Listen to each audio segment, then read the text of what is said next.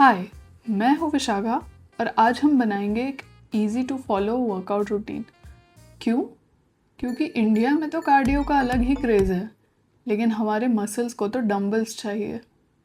तो हर workout 3 element से बनता है। फर्स्ट है वार्म अप, सेकेंड है मेन एक्सरसाइजेस और थर्ड है कूल डाउन। तो देखते हैं वार्म अप में क्या करना है।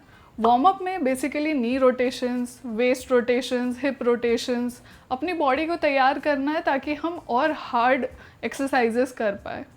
दूसरा एलिमेंट आता है मेन एक्सरसाइजेस। अब मेन एक्सरसाइजेस में जाने से पहले ये देखते हैं कि एब्स और लेग्स के अलावा और क्या मसल्स होती है बॉडी में। तो शुरुआत करते हैं सबसे बड़े मसल से, जो कि है लेग्स, जिसमें क्वाड्स, हैमस्ट्रिंग्स और काव्स, ये तीनों मसल्स आते हैं। सेकेंड बिगेस्ट मसल है ग्लूट्स, उसके बाद आता है बैक, उसके बाद आता है चेस्ट, फिर आता है शोल्डर्स, फिर आता है आर्म्स। आर्म्स में 2 मसल ग्रुप्स होते हैं, बाइसेप्स और ट्राइसेप्स, और लास्ट आता है कोर। हम एब्स की जगह कोर इसलिए कह रहे हैं क्योंकि एब्स एक छोटा सा पार्ट है ये पूरे कोर मसल ग्रुप का। अब देखते हैं ये 7 मेन मसल ग्रुप्स को हम किन एक्सरसाइजेस से टारगेट कर सकते हैं। तो सिंप्लिसिटी के लिए हम सिर्फ कंपाउंड एक्सरसाइजेस चूज़ करेंगे। क्यों? क्योंकि कंपाउंड एक्सरसाइजेस से आप 2 से 3 मसल्स आराम से हिट कर सकते हैं, और आप जितने मसल्स को हिट करेंगे उतनी आपकी कैलोरी ज़्यादा बर्न होगी और उतना ही मसल ग्रोथ भी ज़्यादा होगा। तो कंपाउंड एक्सरसाइजेस से शुरू करते हैं। फर्स्ट हो गया लेग्स। लेग्स के लिए हम स्क्वाट वेरिएशंस रखेंगे, narrow squat, Sumo squat, split squats. Glutes के लिए हो गया ग्लूट ब्रिजेस और लीन फॉरवर्ड लंजेस। हमारा थर्ड मसल ग्रुप था बैक। अब बैक के लिए पुलअप्स तो आपने सुना ही होगा, उसके अलावा होते हैं गोरिल्ला रोज या सिंगल हैंडेड रोज या फिर बेंट ओवर रोज। तो किसी भी तरीके के रोज बैक को हिट करते हैं।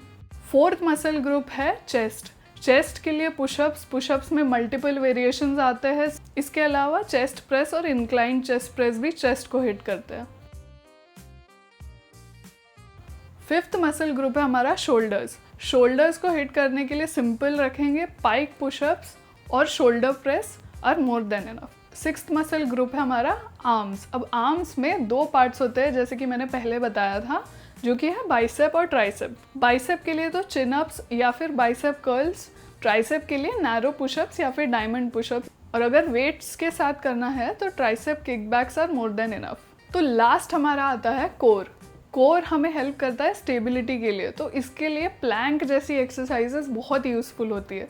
उसके अलावा लाइंग लेग रेजेस या हैंगिंग लेग रेजेस, क्योंकि हम प्लैंक तो 1 मिनट से ज़्यादा नहीं कर पाते, तो कुछ वेटेड एक्सरसाइजेस जैसे फार्मर कैरीज और अराउंड द वर्ल्ड्स, ये दोनों कोर स्टेबिलिटी के लिए बहुत अच्छी एक्सरसाइजेस है।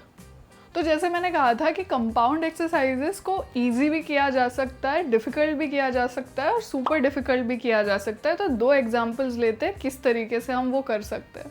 पहला एग्जांपल लेते हैं बॉडी वेट एक्सरसाइज का, जो कि है पुशअप। अब पुशअप का सबसे ईजीएस्ट वर्जन होता है वॉल पुशअप्स, मीडियम वर्जन होता है नॉर्मल पुशअप्स या फिर नी पुशअप्स, उससे डिफ़िकल्ट चाहिए तो फीट एलिवेटेड पुशअप्स। अब एक वेटेड एक्सरसाइज का एग्जाम्पल लेते हैं, जैसे हो गया शोल्डर प्रेस। शोल्डर प्रेस का ईजियर वर्जन चाहिए तो हम रेजिस्टेंट बैंड यूज़ कर सकते हैं। 5 to 7 kg के डंबल से हम उसका मीडियम वर्जन कर सकते हैं। उसका और डिफ़िकल्ट वर्जन चाहिए तो वेट्स बढ़ा के उसको आर्नोल्ड प्रेस में कन्वर्ट कर सकते हैं। और यही जो डिफ़िकल्टी लेवल बढ़ती है ना, इसी को प्रोग्रेसिव ओवरलोड भी कहा जाता है। तो हो सकता है ये सारी एक्सरसाइजेज आपको उतनी एक्साइटिंग ना लगे जितनी कि आप रील्स में बाकी एक्सरसाइजेज देख रहे हैं। तो उसके लिए हम थोड़ी एक्सप्लोजिव एक्सरसाइजेज ऐड करेंगे, जैसे कि बॉक्स जंप्स, बॉल स्मैशेस या फिर डंबल स्नैचेस। तो ऐसी एक्सरसाइजेज का फ़ायदा ये होता है कि जिस दिन आपकी एनर्जी लो हो तो उस दिन आप इन एक्सरसाइजेज से शुरू करेंगे तो आपकी एनर्जी अपने आप डबल हो जाती है। तो अब एक्सरसाइजेस तो लिस्ट हो गई, अब बात आती है कि एक्सरसाइजेस के कितने रेपिटेशंस करने हैं और कितने सेट्स करने हैं। 3 से 4 सेट बहुत होते हैं एक मसल ग्रुप को हिट करने के लिए, और हर सेट में कम से कम 8 से 10 रेपिटेशंस होने चाहिए। लेकिन एक बात बहुत ज़रूरी है कि ये सारी एक्सरसाइजेज ना आपके लिए चैलेंजिंग होनी चाहिए। अगर चैलेंजिंग नहीं होगी तो मसल्स को पता ही नहीं चलेगा कि उनको ग्रो करना है। अब आते हैं अपने वर्कआउट के थर्ड एलिमेंट पे, जो कि है कूल डाउन। कूल डाउन क्यों ज़रूरी है? ताकि अगले दिन भी हम सेम एनर्जी के साथ वर्कआउट कर पाए और सोरनेस से हमारी हालत ना ख़राब हो। तो कूल डाउन में जिन भी मसल्स को आपने उस दिन ट्रेन किया है उनको डीप स्ट्रेचेस देने हैं। और कुछ एग्जांपल्स है जैसे माउंटेन पोज हो गया, पिजन पोज हो गया और चाइल्ड पोज। ये सारी एक्सरसाइजेस आपके पूरे बॉडी को अच्छे से स्ट्रेच कर देगी और रिलैक्स कर देगी और अगले दिन की सोरनेस भी कम कर देगी। अब बस यही डिसाइड करना बचा है कि आपको 5 दिन का वर्कआउट रूटीन करना है या 4 दिन का। अगर हम 5 दिन का एग्जाम्पल लेते हैं तो जो हमने 7 मसल ग्रुप्स देखे थे उन सबको हम 5 दिन में डिवाइड कर देंगे। जैसे मंडे को हो गया लेग्स एंड ग्लूट्स, ट्यूसडे को हो गया बैक, वेंसडे को हो गया चेस्ट, थर्सडे को हो गया शोल्डर्स एंड फ्राइडे को आर्म्स एंड कोर।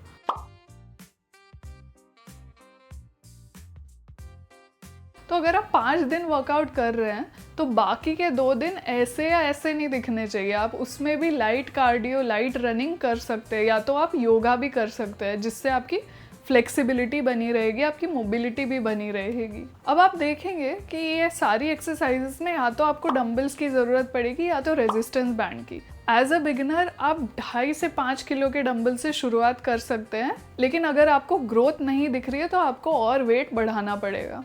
तो बन गया हमारा वर्कआउट रूटीन। अब सिर्फ कार्डियो करना बंद कीजिए और डंबल्स उठाना शुरू कीजिए। तो आपका बहुत बहुत धन्यवाद ये वीडियो यहाँ तक देखने के लिए। मैं इस चैनल को ऐसे ही कुछ टॉपिक्स ब्रेक डाउन करने के लिए यूज़ करना चाहती हूँ। तो मिलते हैं अगले वीडियो में।